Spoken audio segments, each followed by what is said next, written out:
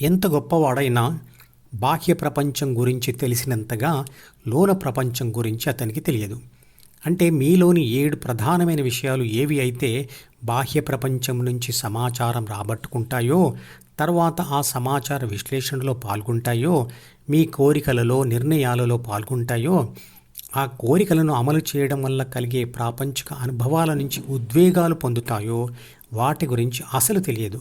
కానీ వాటిని మీరు ఉపయోగించి బాహ్య ప్రపంచపు గెలుపులు గెలుస్తూనే ఉంటారు.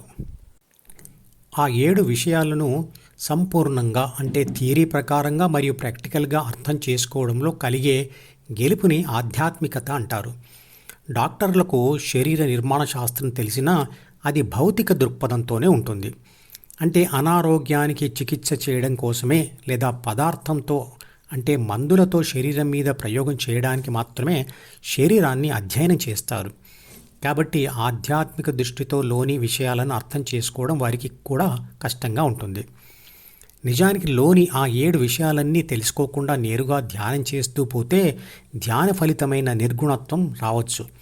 కానీ మీలోని విషయాలు వాటిలో కలిగే మార్పులు మీకు స్పష్టంగా అర్థం కావు. కాబట్టి ఇతరులకు సూక్ష్మ విధానంలో మార్గదర్శనం చేయలేరు. ప్రతి మనిషిలో ఉన్న పరిశుద్ధమైన ఆత్మశక్తిని విశ్వశక్తి లేదా దేవుడు అనుకుంటే, ఆత్మశక్తి ప్రాపంచిక ఆత్మగా మారి డీలోని కోరికలతో అనుభవాలు పొంది ఆ అనుభవాల సారంతో డీలో రాసిన కోరికలన్నీ దేవతలే కావాలి కదా. మరి కొన్ని కోరికలు రాక్షసులు ఎలా అవుతాయి? పరిశుద్ధమైన ఆత్మ ప్రాపంచిక సమాచారాన్ని చదవదు, విశ్లేషణ చేయదు. మొదటి కారణం ఆత్మ ప్రాపంచిక ఆత్మగా మారడం. ప్రాపంచిక ఆత్మ కోరికలతో అనుభవాల కోసం ప్రపంచంలో ప్రయత్నం చేయడం రెండవ కారణం. ప్రకృతి ప్రభావంతో ఫలితం కొన్నిసార్లు ఓటమి, కొన్నిసార్లు గెలుపు కావడం మూడవ కారణం. అందువల్ల డీలోని కోరికలు కొన్ని దేవతలు, కొన్ని రాక్షసులు అవుతాయి. ప్రతిసారి గెలుస్తూ పోతే కోరికలు మరింత తీవ్రమవుతాయి, రాక్షసత్వం తెచ్చుకుంటాయి. ఓటమి అనేది రాక్షసత్వాన్ని తగ్గిస్తూ దైవత్వం వైపు నడిపిస్తుంది. కానీ గెలుపు ఓటములు అనేవి ప్రకృతి ఆధీనం. చిత్రపటంలో చూపించిన ఏ అంటే పరిశుద్ధమైన ఆత్మ దేవుడే, కానీ ఏబిసి అంటే పదార్థ లేదా ప్రపంచ సుఖాల కోసం ప్రయత్నిస్తున్న ప్రాపంచిక ఆత్మ దేవుడు కాదు. జైగోట్ అంటే మాతృగర్భంలో ఉన్న పిండంలోని ప్రాథమిక మనసులో ఉండే శరీర రక్షణ, పోషణ, పునరుత్పత్తి పనుల కోసం ఏర్పరిచినవే కామక్రోధ మోహ లోభ మద మాత్సర్యాలు అనబడే 6 చెడు గుణాలు.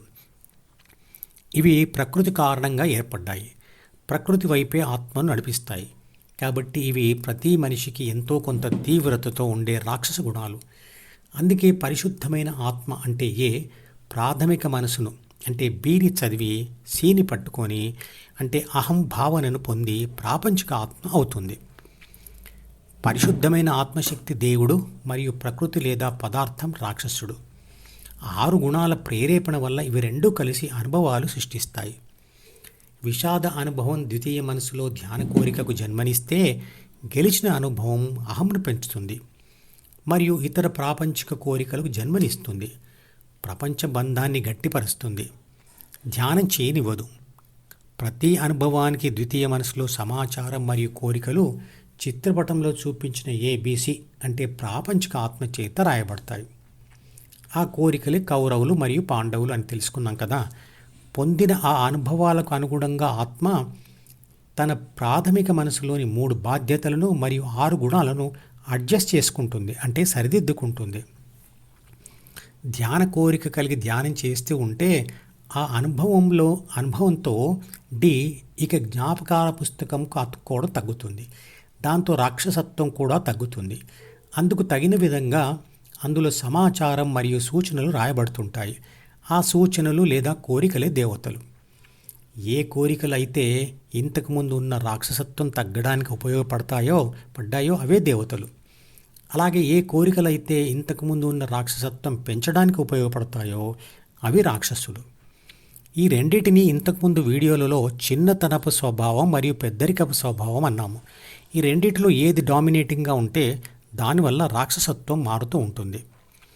ధ్యానం చేయడం కూడా ఒక ప్రాపంచిక అనుభవమే. దానివల్ల ధ్యాన కోరిక మరియు దానికోసం చేసే తపస్సు, దాన, కోరికలు కూడా బలపడతాయి. ఆ ప్రభావంతో ఇతర ప్రాపంచిక కోరికలు ఉపయోగించకపోవడం వలన అవి నశిస్తూ పోతాయి. రాక్షసత్వం తగ్గుతూ చివరికి దాని ప్రభావం ఆత్మ మీద శూన్యమవుతుంది. అదే మనసును గెలవడం అంటే.